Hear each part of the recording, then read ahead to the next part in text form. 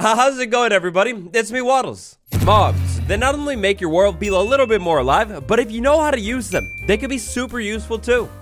In today's video, we're going to take a look at some of the rarest mobs in Minecraft, how to find them, and some great uses for them too. So you know how it goes. Leave a like for good luck this entire month, subscribe to become enlightened, and let's go. And yeah, that good luck stuff, yeah, guarantee it. Just trust me. Just trust me. What do you get when you cross one of the most underappreciated Minecraft mobs of all time with a complete and utter waste of life, waste of space? Well, of course, you get a mule. Here's a fun fact for you. Mules, they exist. Yeah, so considering the fact that horses and donkeys, they're pretty underappreciated, completely ignored, and add in the fact that you're gonna need a very expensive food to pull this off. Consider all of that, and I'm willing to bet that at least one of you here has never created a mule in survival Minecraft. Now, the mule, why in the world would you create one of these things? Well, it comes down to friendship. If you create a mule, you'll finally have a friend in your world. Okay, no, but actually transportation. If you want to travel around your world and not use up any hunger, then the mule. The mule is, well, I'll be honest, the mule is not great for this. The horse is faster. But check this out, one thing a horse can't do, we have a mule walking around, a chest in hand. I use the chest on the mule, and the chest is inside of the mule. Okay, nowhere near as strong as a horse, nowhere near as fast as a horse, nowhere near as cool looking as a horse, but you can store things inside of it, and that makes it kind of cool. To check out our next mob today, we will need to head over to a complete and utter frozen wasteland, known as the snowy, well, known as one of these 3 biomes, or, on Bedrock Edition, one of these 5 biomes. I'm over at the Snowy Plains biome right now, and all of a sudden, it's midnight. At midnight, the surface of this desolate place will begin to slowly come alive with hostile mobs, just like every other biome. Unlike almost every other biome in the entire game, however, you'll find these frozen cold skeletons called stray. Now, I'm gonna admit, if you spend a lot of time inside of these cold biomes, the stray is not very uncommon to you. 80% of skeletons that spawn under the night sky in one of those 3 or 5 cold biomes has the chance to spawn as a stray. You're gonna have to stick to the surface. They won't spawn in the caves, and actually the frozen peaks, things like that, they won't spawn there either. Being, you know, a hostile mob and all, it's gonna be kind of hard to actually use the stray, but you can farm it. If you farm the stray, like repeatedly take these things out, you're gonna start to rack up arrows of slowness. This one does come with one more extra little catch though. If you are playing the game nowadays and you have access to powder snow, you can actually convert skeleton into stray by dropping them inside of the powder snow and waiting. Then, once that skeleton turns into a stray, it's a real stray. Meaning once this thing freezes for long enough and actually turns into a stray, if you take it out, you have the chance to actually get those real stray drops. It won't happen every time, but there's a chance. If you like mending bows, this is maybe the arrow for you. So there's a good chance you knew about both of those mobs, but things will get more rare. Now let's play a little game. Keep track of how many of the next mobs you know, and put your score down in the comments at the end. Doing that will ensure that I'll be able to judge you mercilessly. Alright, let's move on. Let's hang around inside of this frozen biome for one more mob, because this next mob, it's also found here. Except this time, we're looking at 2 specific cold biomes. One of them is right over here, the snowy taiga. The other one is actually going to be a mountain biome, the grove. As part of the Minecraft 1.14 Village and Pillage update, foxes were added into Minecraft. Now the plain old fox, it shouldn't be too tricky to find. Just find a taiga biome and I'm sure you'll find some. However, the snowy taiga, that's one specific biome. That's definitely a little bit more of a niche. If you're able to find a snowy taiga, run around in this biome before the wolves do. Run around, or maybe more so sneak around inside of this biome and look for the Arctic fox. Snowy foxes will spawn naturally inside of the snowy taiga biome. Now these foxes, they're going to be pretty tricky to find because they camouflage like super well. And also, as soon as they hear noise, they kind of start to take off and just run from you. Catching up to these things might be a little bit tricky. If you thought maybe bringing 2 normal foxes over to a cold biome would work, like you could just breed them up and the baby would be cold, yeah, that's not going to work either. You need a snowy fox to get a snowy fox. But good news for you, if you have normal foxes, you're good still. Behaviorally, mechanically, the Arctic fox, the orange fox, they're exactly the same. Use for the fox. Okay, so at first, you probably would think the fox is maybe not very useful, but that's wrong. That's actually completely wrong. The Arctic fox, and in turn the other fox, can be used to harvest berries. Couple more foxes inside of this pen and let them walk around. Eventually, they should notice that there are berries actually growing inside of this thing. They will eat the berries and they will harvest the berries for you. Set up some kind of a collection system down below the foxes. And there you go. A fully automatic, self-sustaining berry farm, complete with an absolutely adorable, potentially pretty rare Minecraft mob. So we've all heard of the Minecraft frog, and depending on who you are, you might be kind of sick of hearing about this thing by now. We talk about it a lot the past few months.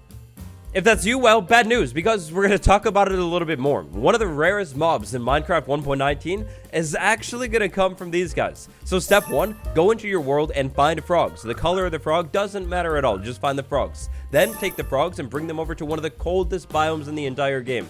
Go ahead, take the leads, or don't, give them slime balls. Romantic staring session, and then over to water it is. These tadpoles seem to be taking their good old time, so watch this. Boom, a magic tadpole right there. Again, with the whole time-taking thing, something we don't really exactly have time for, so wow, look at that. The tadpole grew up magically into a green frog. The only frog that will not spawn naturally in your Minecraft world anywhere. The green frog, the poor green frog. If you want to find this thing, you're going to have to go through that hard survival grind to actually get one of these things in survival. Getting this in survival, definitely worth it. You get the green frog in survival, bring it to a magma cube, and you get the green frog light. The green frog light is one of the only, or maybe even the only green-toned lighting in the entire game. If you're working on an earth-themed build, this is the frog light for you. It looks really nice. Because this thing never spawns naturally, in a couple updates time when new players come to the game, I guarantee that some of those players will not know that this thing even exists. What do you think? Do you think Mojang should add more secret frogs to the game? Maybe a couple more frog-like colors too? Or on the other side of things, as in another dimension, should Minecraft add more hoglins? Okay, that's a terrible idea. No more hoglins. Hoglins are insane. The Nether update was a really good and cool update. With mobs like the hoglin, the piglin, the zombified piglins, everything like that, yeah, the mobs were like on point in this update. The hoglin is the beginning, the start of our next dangerous mob. First, go into the Nether and find a crimson forest biome. Inside of that biome, you should be able to find a family of hoglins. Then, bring those hoglins over to a Nether portal. Maybe like, I don't know, put the hoglin on a lead or something. Not dangerous at all. And pull it through the Nether portal.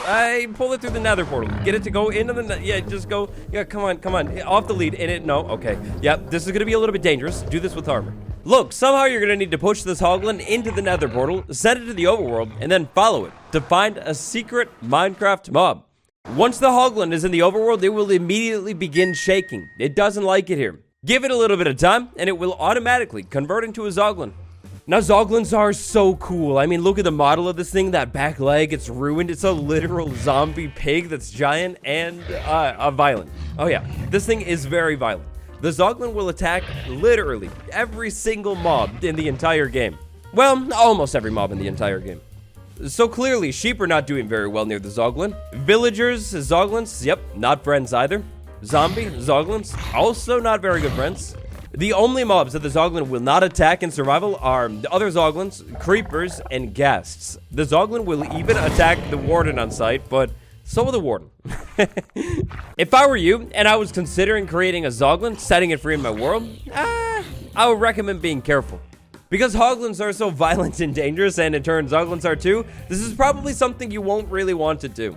Unless you're looking for a farm with a mob that can deal with almost anything. Maybe you have a cow farm and you want these cows automatically taken care of. Well, a zoglin could definitely do the job.